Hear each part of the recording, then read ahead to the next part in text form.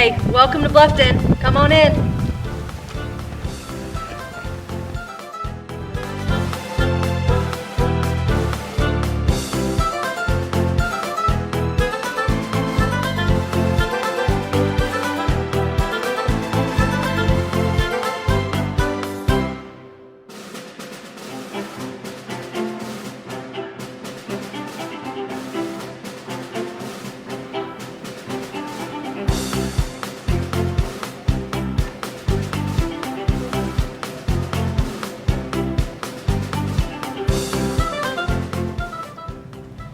Hello, retired teachers of Indiana. Welcome to my classroom.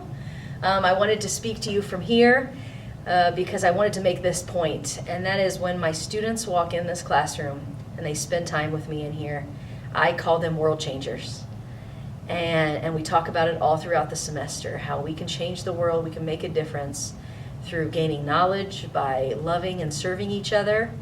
And the reason I tell that little story is because to me, you are world changers. To our state, you are world changers. So thank you, world changers, for welcoming me into your day. I'm very thankful, I'm grateful to be given this opportunity to speak with you today. And I wanted to introduce myself a little and then go through a little bit of my journey in education and where it's taken me to now. So my name is Tara Cocanower. Ulmer, as my students call me, that's my maiden name. T-Unit is my rap name. Coco is now the name of choice for my students. But I am a Wells County girl, born and bred. I went to, as I call it now, the school to the north because they're one of our rivals. But I went to Norwell High School. I was a knight. I really bled blue and gold. And now I'm a Bluffton Tiger. And man, that black and red, my wardrobe has changed. But I love growing up here. My mother is a graduate of Southern Wells. My dad's a graduate from Norwell. So growing up here, a big part of my life was really in trying to make people proud. I felt like I was served here well. I felt like I was loved well. And I was taught things that have stuck with me for my life thus far. And isn't that our legacy? Isn't that what being a teacher means? You guys are from your communities and you've made a lasting difference. You're world changers. And there's some kid out there in the world making huge strides for change, changing someone else's world, all because you loved and served them well. So thank you. I hope you get to hear thank yous from them. I hope you get moments like that as we go forward, because that's what makes our job so worth it. So a little bit about me. I told you I am a Wells County kid. I hope you loved the little intro. It's pretty cold outside today, so we're running around Bluffton to show you a little bit of the town. My grandparents are from here. My great-grandparents are from here, farmers in the southern part of this county during the Depression. I come from a legacy of hardworking people. My great-grandfather was really the only teacher in my family that I know. So it really was the teachers that I had in school that taught me what it meant to be an educator. Growing up, I really just wanted to be Indiana Jones, which he's a teacher too, right? A professor. I wanted to be Indiana Jones. I wanted to travel the world. I wanted to be an archaeologist. As a little kid, it was lost on me that he, wielded a weapon and committed crimes. But I just knew I wanted adventure in my life. But I also was a quiet, shy kid. So that adventurous spirit, it could have easily been lost had it not been strengthened by individuals who taught me, who served in my school, who were my lunch ladies, my coaches, my teachers, my administrators. Those people are the people that impacted me. So like I told you, I wanted to be Indiana Jones. And then I wanted to be a marine biologist for a second, and then I really wanted to be a lawyer, and I knew that could be a path that I might take in the future. I love to do research. But teaching never really occurred to me. And I think it's because I lacked the proper respect for the profession. I mean, I saw my teachers come to school every day. They were incredible educators. They were exciting. They planned lessons that were amazing. but I recognize that now. I didn't know that as a 7-year-old or a 12-year-old or even as an 18-year-old. I didn't see the sweat and the sacrifice that they were going through. I didn't see the behind the scenes struggles that they were dealing with, the stuff that was out of their control in the classroom, the curriculum changes, or the struggles with what was happening at the state level or the national level or anything like that. I didn't know how much work they were putting forth for my benefit, how much effort they were giving so that they could see a change in me. But now I know. And I had several teachers who were really world changers for me in my life. And it all starts with my first grade teacher, Mrs. Wicker. Mrs. Wicker was, so my parents were young. And when they have this kid who's obsessed with history when she's 7 years old and loves current events and wants to learn all about the Persian Gulf War, I don't think my parents knew what to do with me. They loved me well, but like education just really wasn't something that they found joy in. And so in my life, I kind of walked a different path from the path that they walked in school.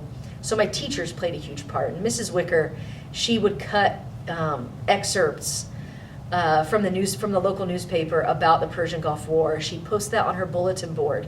She empowered me by just acknowledging my interests, by making me feel less of a weirdo because I liked those things and my classmates did not. She saw me. She made me feel like I was known. And that wasn't lost on me. When I got to 5th grade, so several years later, I wanted to be around Mrs. Wicker all the time. So I signed up to be her classroom helper and to read to kids in her class that needed help. And then when I got to senior year and I needed to fill a gap in my schedule, well, I signed up to hang out with Mrs. Wicker again and did cadet teaching. And to this day, I see Mrs. Wicker out in the community. She is just a paragon of service, of being a volunteer. And I know why first grade me was so inspired by her. And it's simply because of the way she lived her life. Mrs. Wickers wasn't the only amazing teacher I had. In elementary school, I had a teacher in 5th grade, Mr. Neuenschwander, who made us memorize the Gettysburg Address and write it from memory.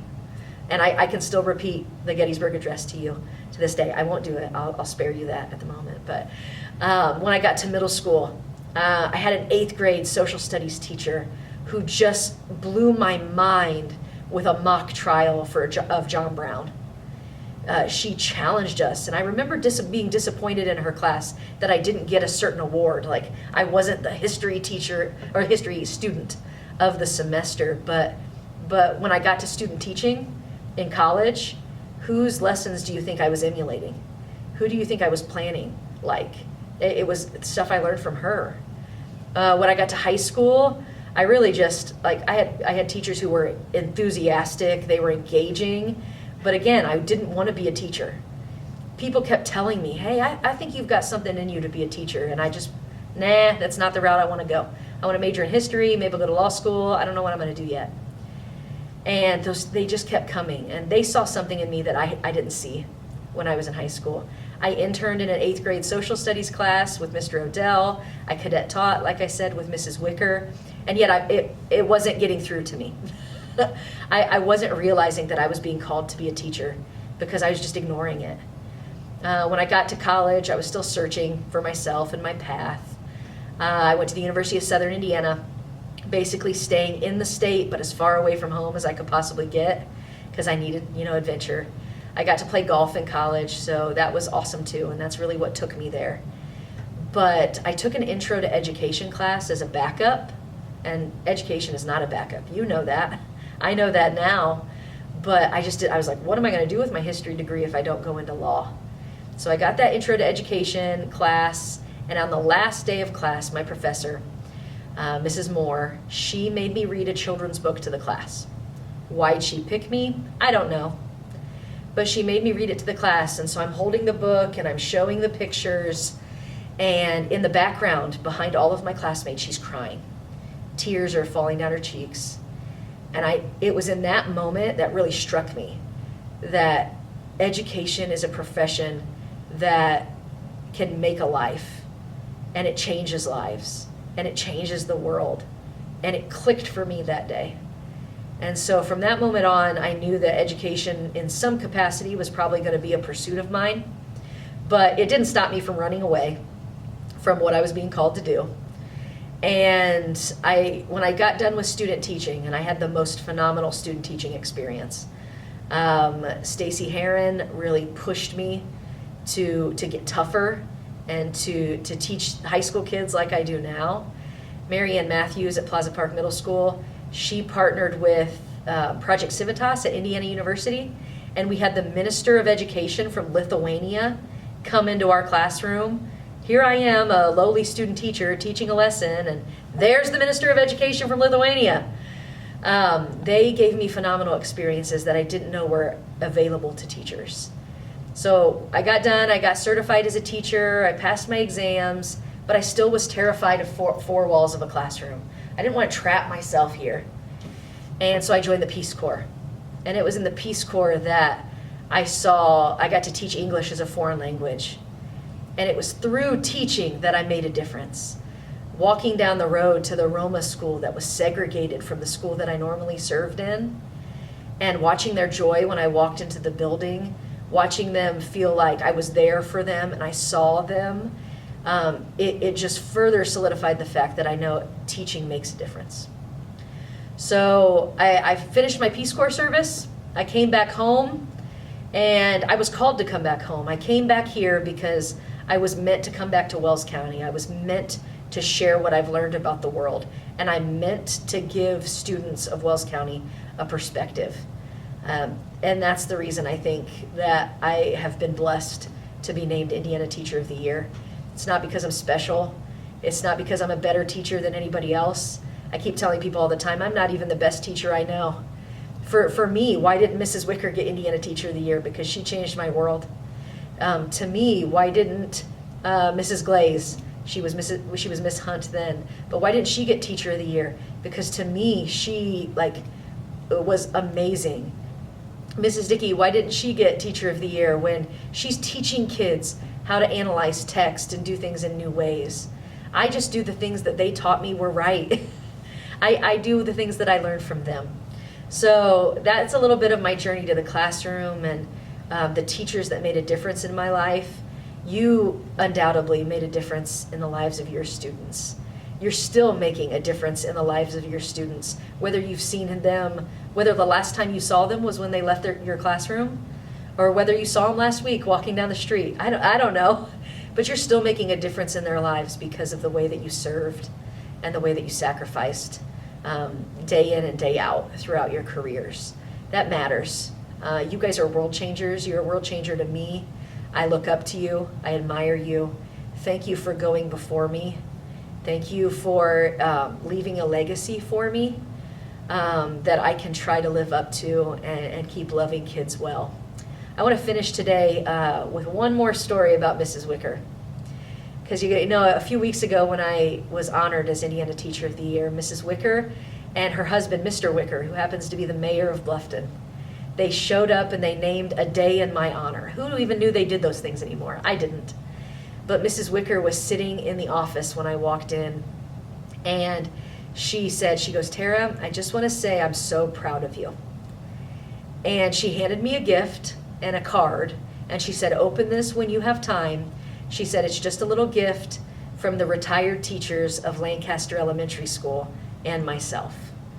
Those retired teachers, the ones that taught me how to read, the ones that made me memorize the Gettysburg Address, the ones that just loved me and challenged me well. Those teachers didn't forget me, and I definitely didn't forget them. They gave me a gift, which was a little star ornament, and in the card it said, don't forget that you're our shining star. That the way I'm living my life is a legacy to what they did for me. That matters. I hope you have stories like that. I hope I get to hear your stories like that. This is just one of mine, and that's what being a world changer is, and that's the legacy that you guys have left. So it is an honor to speak with you guys today. I hope you don't mind a little bit of my messy classroom, but learning goes on here. I really appreciate this opportunity today. I hope I can serve you guys well. I hope I can represent you well and the rest of the teachers of the state of Indiana throughout the next year. Think about me, pray for me, and I'll do the best I can with all the love that I have in my heart. Thank you. Appreciate you guys. Have a great rest of your day.